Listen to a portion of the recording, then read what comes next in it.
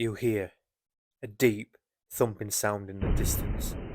It's not just any helicopter, it's the last thing an enemy on the battlefield ever wants to hear. Because when the Apache arrives, it's already too late. Good impact, good impact. Target destroyed, roger. This isn't just a machine, it's a flying tank, a hunter in the skies, designed to unleash hell. But how did the Apache become the most feared attack helicopter in the world, and what makes it so deadly? Welcome back to the war.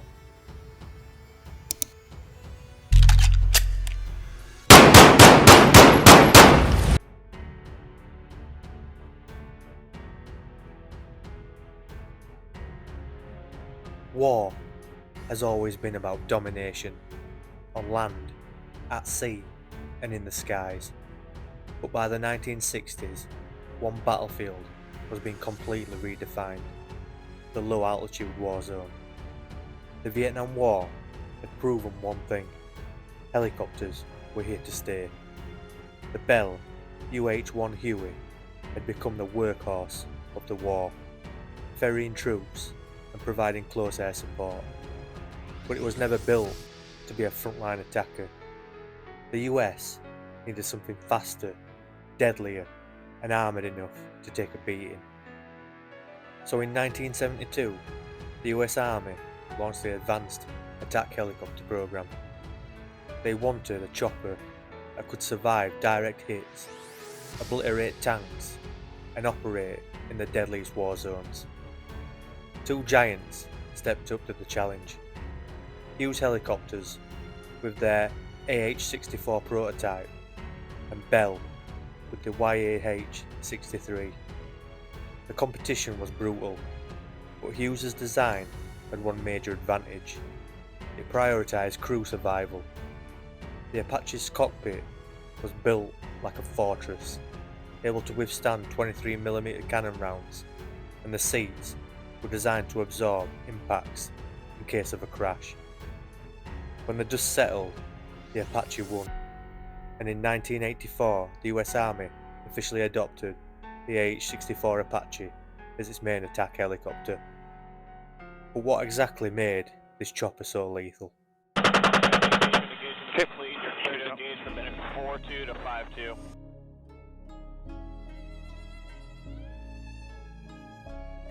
Let's break it down.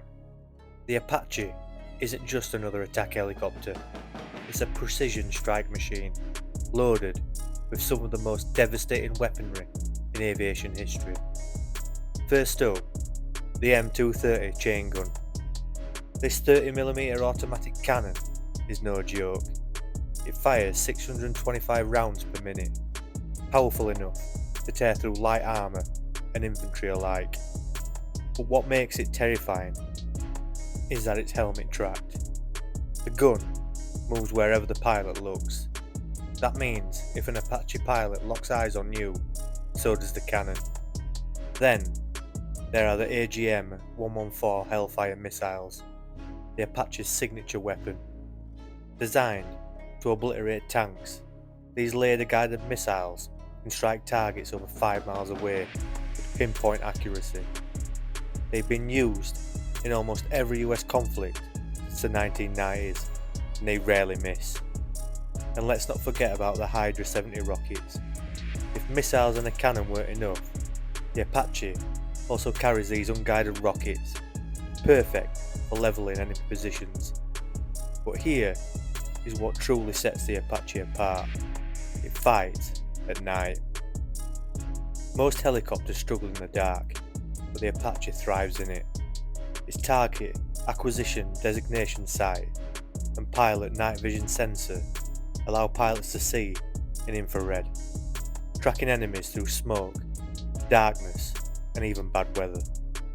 Imagine being a soldier on the ground, thinking you're safe in the dead of night, only to realise an Apache has been watching you for miles, ready to strike. Do you think the Apache is still the #1 attack helicopter, or is there another contender? Let us know your thoughts in the comments.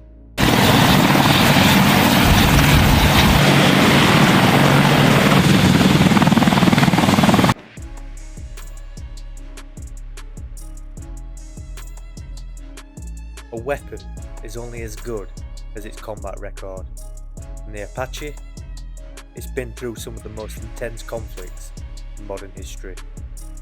In Panama, 1989, the Apache's first taste of battle came in Operation Just Cause, the US invasion of Panama to remove dictator Manuel Noriega.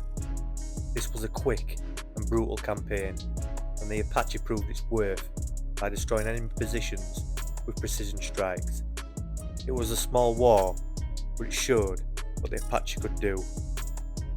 In the Gulf War in 1991 from Operation Desert Storm, the war that cemented the Apache as a battlefield legend. The very first shots of the Gulf War were fired by the AH-64 Apaches. On January the 17th, 1991, 8 Apaches flew into Iraqi territory at low altitude, dodging radar and hugging the ground to stay undetected. Their mission? Take out Iraq's early warning radar systems.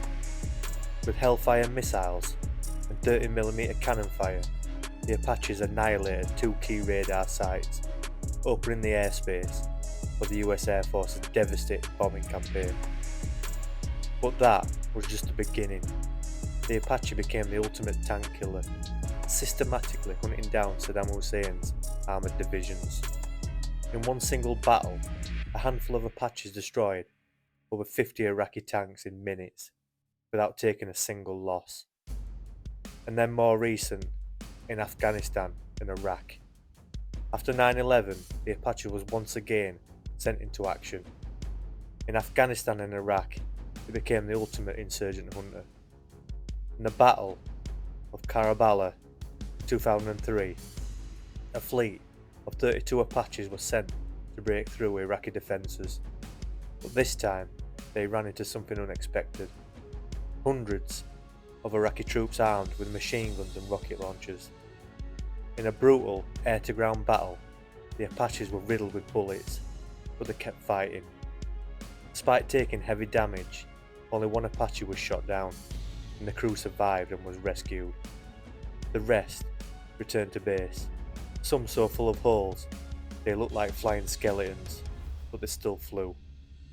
Think about that. These helicopters took hundreds of hits and still made it home. Even today, the Apache is still proving its worth. In Syria, the Apache has been used to eliminate ISIS targets. In Ukraine, the US has supplied Apaches to help counter Russian forces.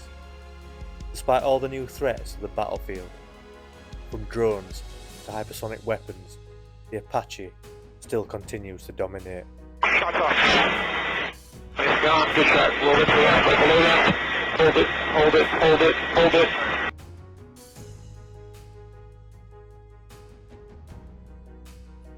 But here's the big question.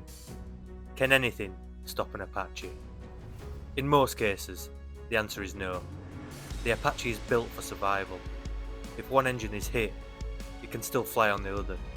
Its armour can take a beating, and its countermeasures make it nearly impossible to shoot down with missiles. But in the modern battlefield, threats are evolving. Drones, advanced surface-to-air missiles, and electronic warfare could pose new challenges for the Apache. Some countries, like Russia, claim their new air defense systems can counter Apache attacks. But history tells us that every time enemies think they have an answer, the Apache finds a way to strike first. So what do you think? Is the Apache still the king of the skies, or will new technology replace it? Let us know in the comments.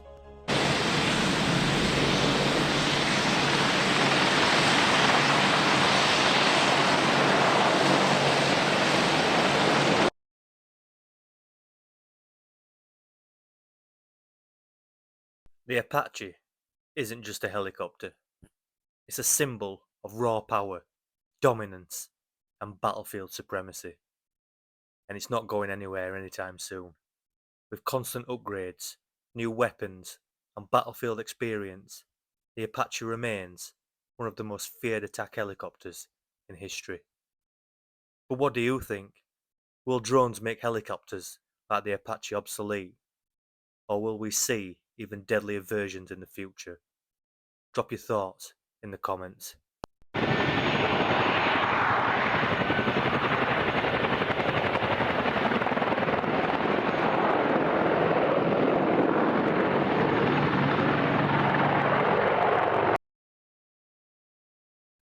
Hi soldiers, thanks for watching. Don't forget to like, subscribe, and leave your thoughts in the comments. And don't forget to check back in again soon. That's an order.